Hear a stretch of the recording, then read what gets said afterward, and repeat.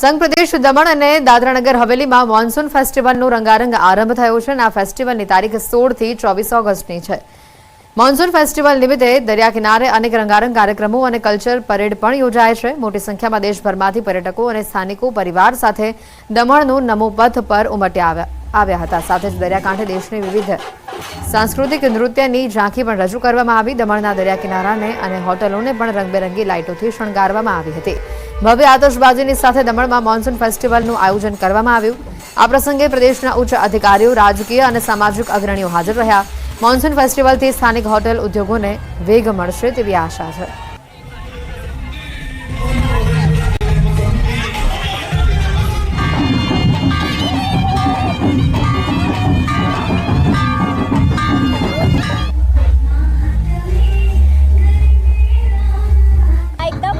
Festival तो अमे आव्या ने आ जोवा मळ्युं ते बी बहुत सारूं हतुं। अमे अहींया बहु बधी वार आवीए पण आजनुं सीन अलग हतुं, एकदम सारूं हतुं ने मॉन्सून फेस्टिवल ते बी दरिया किनारे एकदम मस्त हतुं। ते अमे एटलीस्ट मिनी भारत अमे विटनेस करी दीधुं। अहींया बधा शोज अमे लोकोए जोया, पंजाबी होय के मारवाड़ी होय के गुजराती होय, बधा शोज जोया, एरियल शोज जोयुं। पछी अहींया एक फायर वर्क हतुं, ए पण बहु ज सारूं हतुं।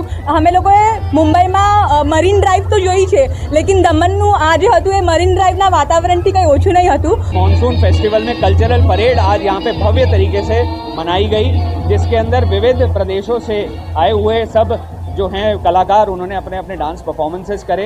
यहाँ पर फायर क्रैकर शो हुआ और अभी भी हम देख रहे हैं कि यहाँ पर एक मिनी इंडिया है जहाँ पे विविधता में एकता बनाई जाती है। भाई बहनना पवित्र स्नेहना बंधन रक्षाबंधनने आड़े हवे गणतरीना कलाको ज बाकी रह्या छे, त्यारे अर्चना शाळामां भणाती विद्यार्थीओए अमदावादना खोखरा पोलीस स्टेशनना जवानोने रक्षारूपी राखड़ी बांधी सुरक्षानुं वचन लीधुं, तो सामे जवानोए पण भाईनी जवाबदारी अदा करवाना वचनो आपी सलामी आपी।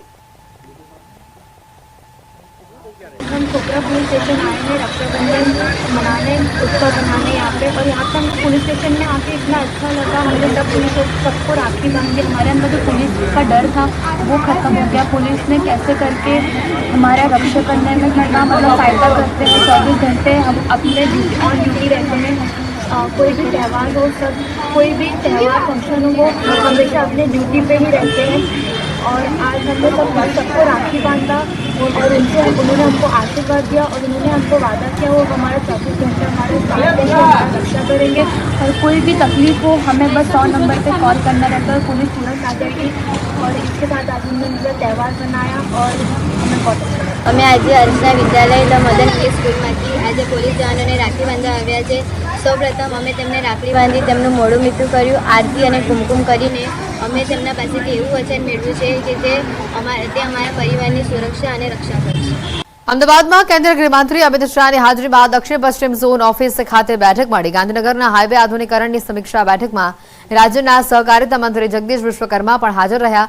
સાથે એમસીના તમામ બ્રિજ પ્રોજેક્ટ સાથે જોડાયેલા અધિકારીઓ, અમદાવાદ અને ગાંધીનગર મનપાના કમિશનર, ઓડાના સીઈઓ ભવ્ય વર્મા પણ હાજર રહ્યા।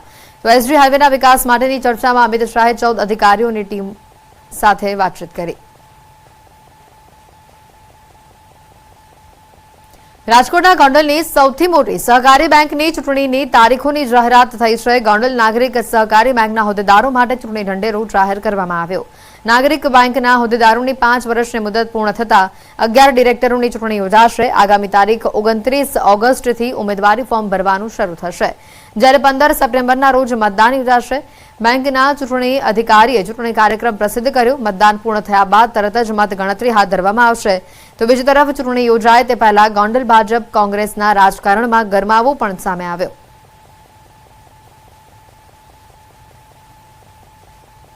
મહેસાણાની કડીની એક સરકારી શાળામાં જોવા મળી ધૂળ ખાતી અને કાટ ખાઈ ગયેલી ભંગાર હાલતમાં સરકારી સ્કીમની આ સાયકલો। આદર્શ નિવાસી શાળામાં સામાજિક અને આર્થિક પછાત વર્ગના વિદ્યાર્થીઓને આપવામાં આવતી અંદાજિત 900 કરતા વધુ સાયકલો ભંગાર હાલતમાં જોવા મળી। આ સાયકલો કેટલાય સમયથી ભંગાર હાલતમાં અહીંયા છે। ગરીબ વિદ્યાર્થીઓ સુધી તેમના હકની આ સાયકલો હજી સુધી પહોંચી નથી, તેને લઈને ઘણા સવાલો ઊભા થઈ રહ્યા છે। મહેસાણા જિલ્લા સમાજ કલ્યાણ અધિકારીને ટેલિફોન પણ કરવામાં આવ્યો, તો તે અધિકારીએ પોતાના હસ્તક સાયકલો હજી સુધી આવી નથી તેવો ઉડાવ જવાબ આપ્યો। તો બીજી તરફ સરકારી સ્કીમની સાયકલોની સહાય માટે રાહ જોઈ રહેલા વિદ્યાર્થીઓને સાયકલો ક્યારે મળશે તે પણ એક સવાલ છે।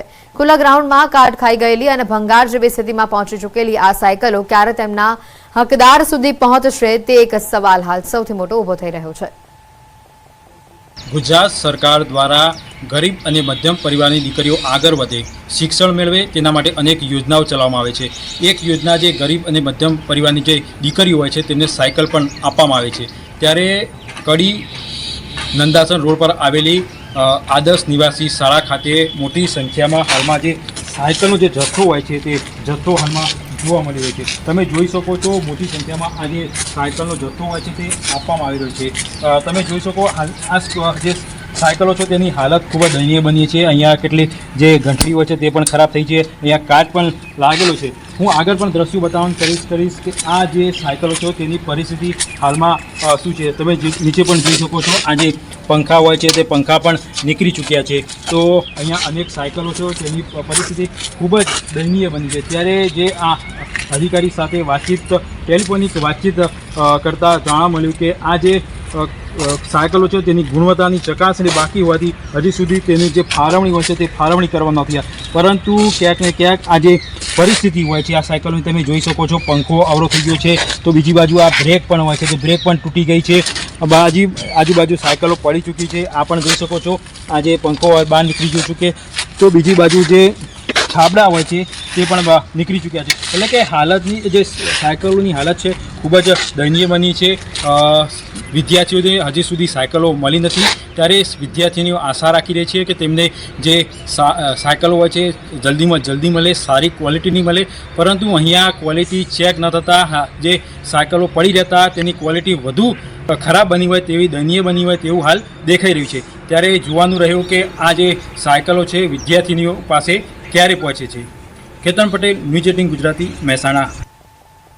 એએમસી કમિશનરની અધ્યક્ષતામાં સંકલન સમિતિની બેઠક મળી। અમદાવાદ શહેરના એમપી અને એમએલએ પણ સંકલન સમિતિની બેઠકમાં હાજર રહ્યા।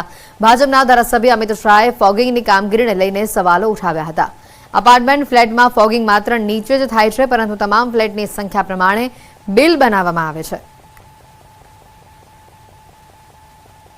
ફોગિંગ કરવા એટલે ચોમાસામાં મચ્છરનાશક કરવા માટે કોન્ટ્રાક્ટ આપવામાં આવે છે। એક ઘરના 15 રૂપિયા 84 પૈસા કોર્પોરેશન પેમેન્ટ કરે છે। નીચેથી ફોગિંગ કરીને આવતા રહે છે। ઉપર જવાનું કહે છે કે આગ લાગી જાય અને ઘરમાં નુકસાન થાય। મેં મ્યુનિસિપલ કમિશનરનું ધ્યાન દોર્યું છે કે જેટલા ઘરોમાં ફોગિંગ કરે એટલા જ ઘરોમાં આનું પેમેન્ટ કરવામાં આવે।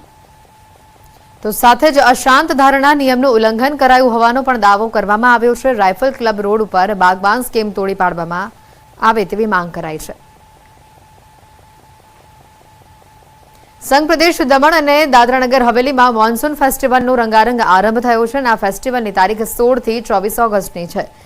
મોન્સૂન ફેસ્ટિવલ નિમિત્તે દરિયા કિનારે અનેક રંગારંગ કાર્યક્રમો અને કલ્ચર પરેડ પણ યોજાય છે। મોટી સંખ્યામાં દેશભરમાંથી પર્યટકો અને સ્થાનિકો પરિવાર સાથે દમણનું નમોપથ પર ઉમટ્યા આવ્યા હતા। સાથે જ દરિયાકાંઠે દેશની વિવિધ સાંસ્કૃતિક નૃત્યની ઝાંખી પણ રજૂ કરવામાં આવી। દમણના દરિયા કિનારાને અને હોટલોને પણ રંગબેરંગી લાઇટોથી શણગારવામાં આવી હતી। ભવ્ય આતશબાજીની સાથે દમણમાં મોન્સૂન ફેસ્ટિવલનું આયોજન કરવામાં આવ્યું। આ પ્રસંગે પ્રદેશના ઉચ્ચ અધિકારીઓ, રાજકીય અને સામાજિક અગ્રણીઓ હાજર રહ્યા। મોન્સૂન ફેસ્ટિવલથી સ્થાનિક હોટેલ ઉદ્યોગોને વેગ મળશે તેવી આશા છે।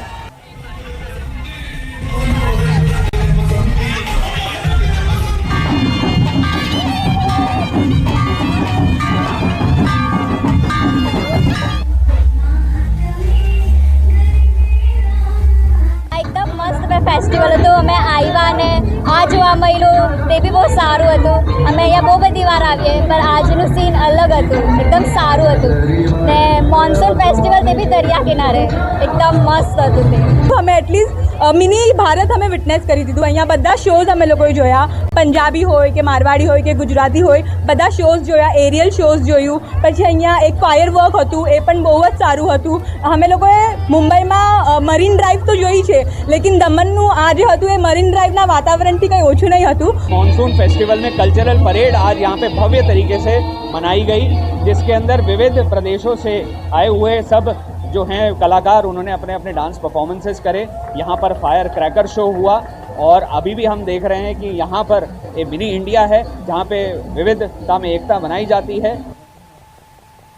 ભાઈ બહેનના પવિત્ર સ્નેહના બંધન રક્ષાબંધનને આડે હવે ગણતરીના કલાકો જ બાકી રહ્યા છે ત્યારે અર્ચના શાળામાં ભણાતી વિદ્યાર્થીઓએ અમદાવાદના ખોખરા પોલીસ સ્ટેશનના જવાનોને રક્ષારૂપી રાખડી બાંધી સુરક્ષાનું વચન લીધું તો સામે જવાનોએ પણ ભાઈની જવાબદારી અદા કરવાના વચનો આપી સલામી આપી। हम कोबरा पुलिस स्टेशन आए हैं रक्षाबंधन मनाने उत्सव मनाने यहाँ पे, और यहाँ पे हम पुलिस स्टेशन में आके इतना अच्छा लगा। हमने सब पुलिस सबको राखी बांधी, हमारे अंदर जो पुलिस का डर था वो खत्म हो गया। पुलिस ने कैसे करके हमारा रक्षा करने में कितना मतलब फ़ायदा करते हैं। 24 घंटे हम अपने ऑन ड्यूटी रहते हैं। कोई भी त्यौहार हो, सब कोई भी त्यौहार फंक्शन हो, वो हमेशा अपने ड्यूटी पे ही रहते हैं। और आज हमने सबको राखी बांधा और उन्होंने हमको आशीर्वाद दिया और उन्होंने हमको वादा किया वो हमारा 24 घंटे हमारे साथ रहेंगे, हमारा रक्षा करेंगे। और कोई भी तकलीफ हो हमें बस 100 नंबर पे कॉल करना रहता है और पुलिस तुरंत आ जाएगी। और इसके साथ आज हमने मतलब त्यौहार मनाया और हमें बहुत अच्छा लगा। અમે આજે અર્ચના વિદ્યાલય મદન ઇંગ્લિશ સ્કૂલમાંથી આજે પોલીસ જવાનોને રાખી બાંધવા આવ્યા છે। સૌપ્રથમ અમે તેમને રાખડી બાંધી તેમનું મોઢું મીઠું કર્યું, આરતી અને કુમકુમ કરીને અમે તેમના પાસેથી એવું વચન મેળવ્યું છે કે તે અમારા પરિવારની સુરક્ષા અને રક્ષા કરશે।